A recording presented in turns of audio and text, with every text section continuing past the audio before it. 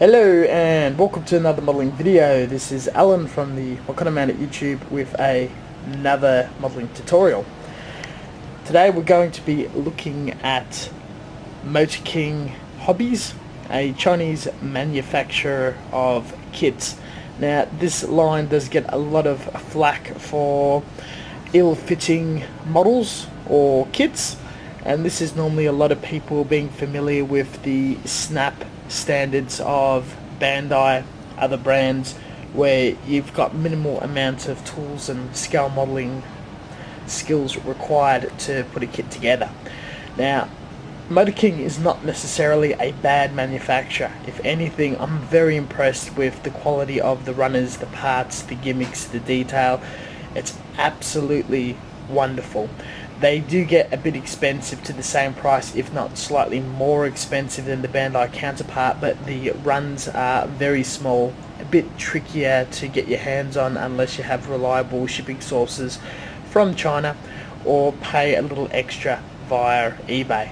We're going to have a look inside and have a look at what's the problem and how to attempt these kits, and just a few simple tips and tricks to get quite a wonderful build out of one of these kits with minimum effort. We'll do a bit of a quick unboxing just to have an idea of what we're dealing with. Now, the instructions are quite colourful and unique. Everything has been redesigned and reinvented from the ground up. Bandai has had about 40 plus years to sort out the exact engineering and science of the spaces and the model of a peg and joint. These guys are probably not exactly up to scratch. Now, the instructions are very cool. Some of the stats are probably a bit iffy being in English. That I'm not too concerned about. So straight into the instructions, we can see the various plates we're working with, a bit of scale knowledge or scale modelling tips and tricks, and a very clear layout of each instructions. We're going to have a look at step 1 of the head. I have noticed that it's 8 and 9 on the eye runner, not 7 and 8. A few mistakes I have noticed from other military smaller manufacturers. A lot of arguments are that this is a third party or intellectual theft kit. I see it more as a garage kit of a much larger industrial scale, and it's a product that I'm definitely after and want that's not offered by the license holders. Interestingly enough, of what's included, a very complex wiring harness and LED setup with an actual circuit constructed and drawn in the instructions, as well as a parts list and water slide decal set. I have noticed that the alkaline batteries were removed to meet shipping requirements. Water slide decals, pre-cut, and these are the runners we're working with. Now, to a more experienced modeler that I've talked to of Motor King, they have swapped from ABS in the past, which is a very rigid plastic, to a more flexible and forgiving styrene kit. So this is going to be a lot easier to work with, but the originals would have been extremely difficult. And we can see the sort of detail that we're working with, and there's quite a bit of effort in the CAD process, as well as proper injection molding. It's quite crisp, not as polished, but the biggest issue in building these is the size and mass of the peg, as well as the joint hole is exactly the same. There isn't a few microns, up to 5 microns, which is the standard gap to allow it. So they do not fit together. What we're going to be doing is readjusting these holes by widening the opening or the hole shaft itself so they can click in, and selectively using glue to make this whole project work together. This is the first part, 3 pieces hooked together. with a bit of slight articulation of the top seesaw. Originally it was actually very rough. None of these pieces could fit together, but I've got it clamped together so flush the seam is not even visible whatsoever from the detail. Smashing it together just as is with a great amount of force, if you don't break the pegs, will result in a fairly large opening. After this demonstration, I am definitely going to be gluing it together as being a single colour. There's no point in having it in multiple large parts. Excluding removing nubs, here are a range of tools that I'll be using in reworking the joint as well as nippers. The knife is very easy in doing a funnel-like widening of peg holes, where the woodworking tool works with anything that's larger than 2 mil.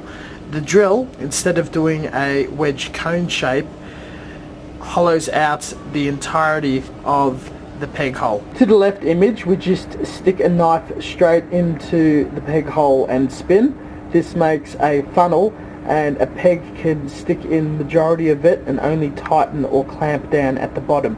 We can also trim the peg for a very loose fit. Again, pre-painting we can cement it together, post-painting we can use a clear glue to keep it together, so being overly loose is not an issue.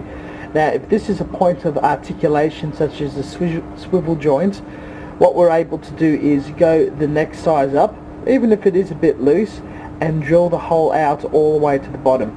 I've also encountered a peg that was far too long and needed to be trimmed. Simple as sticking in and twisting until debris comes out.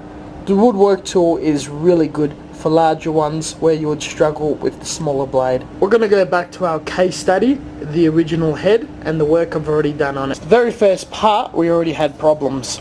Now these two come together with the peg going into the peg holes.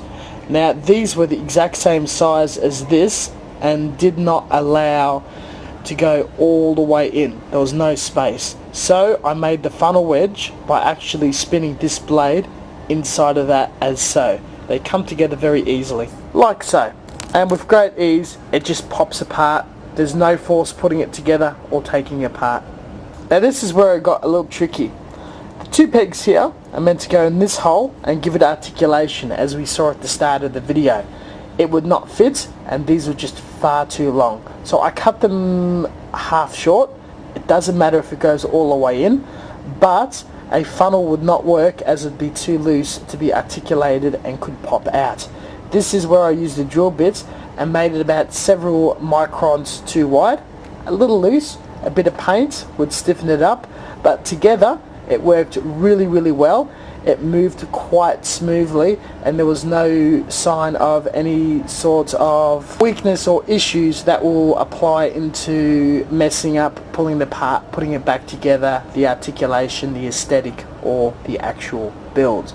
Now what I'm going to do, since it's all the same colour, we'll cement those two sides with extra thin. Standard cement and other brands as well as other glues will work just as sufficiently. Now you can see that the edges here and only these three holes are glossy. That's only where the glue has been applied, as not to bother the articulation in these two holes. The articulated bit is put into the harness joint hole. Successfully assembled, the part is articulated, and it's not loose enough that it will fall out or cause any problems. You will have to decide by design what will require assembly then paint, or paint then assembly, regarding the process of what layer glue is applied. This one we're going to do as a case study of assembling and widening. Let's say as we go down, applying things like tubes and whatnot, or the pilots in the cockpit will not require glue, as they need to be pulled apart for painting. Before we continue, I just want to show off that this kit does have points where the LEDs are buried in and snaps together, and it shows you exactly where to stick each LED as well as the circuit for the wiring. It does not show you where to solder or the assembly of the wires, where to hide the wires. That's all going to be on you in deciding how you're going to hide it underneath the armour. Being a master grade thing with inner frame and outer frame, it will take a bit of thinking, but it's definitely a challenge worth pursuing for people that just a little more ahead.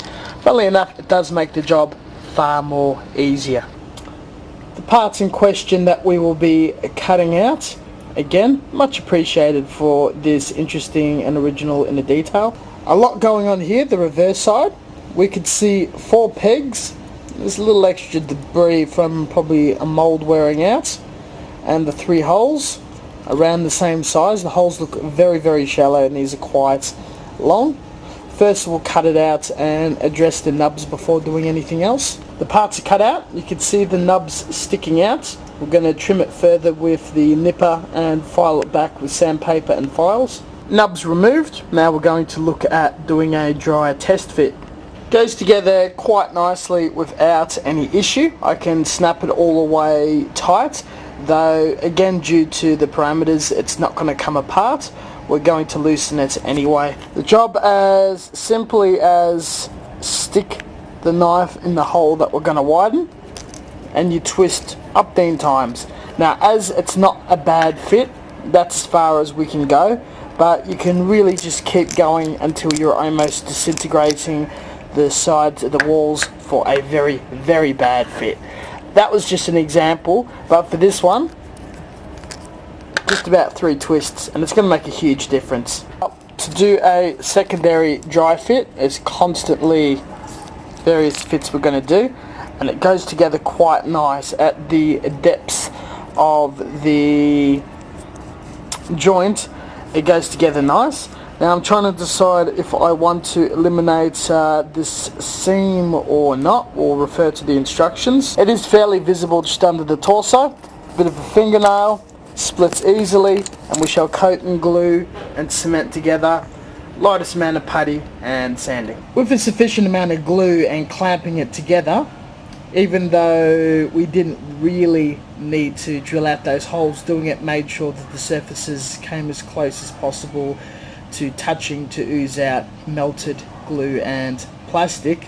With a bit of putty on top, Mr. Dissolve Putty is a popular choice of mine. Sanding it back will lead to a one pass nice surface to prime.